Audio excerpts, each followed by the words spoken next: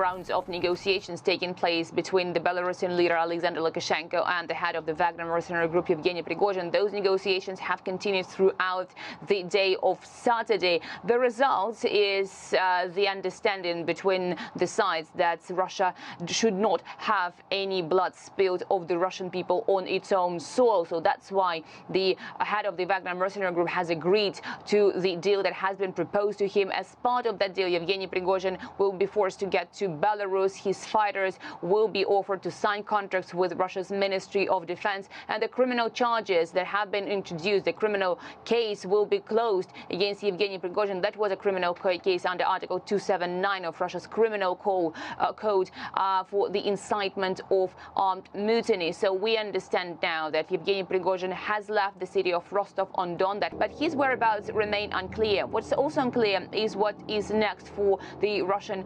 decision-making process, because Yevgeny Prigozhin has been calling on staffing changes with Russia's Ministry of Defense. This issue, as we have heard from the Kremlin spokesperson Dmitry Peskov, has not been discussed as part of that deal. We have seen the situation stabilizing with security measures being eased, so the Russians have been reacting as if nothing has happened. They do not really understand what that was, particularly when you talk to the Muscovites, who have only seen the changes in the security mostly on the outskirts of the Russian capital, as well as the troubles on the highways.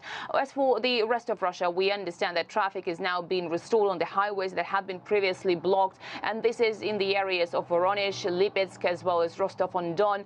People there have, of course, seen more of the movement of the Wagner convoy towards the Russian capital. But what is important, and this is what many analysts are suggesting, is that the Russian people understand that unity is of what is of paramount importance at this very moment, and the Russian president has particularly been calling for unity. He has described the actions of the Wagner mercenary chief as treason, as a stab in the back, and called on the Russian people not to allow any civil war or the split in the Russian society.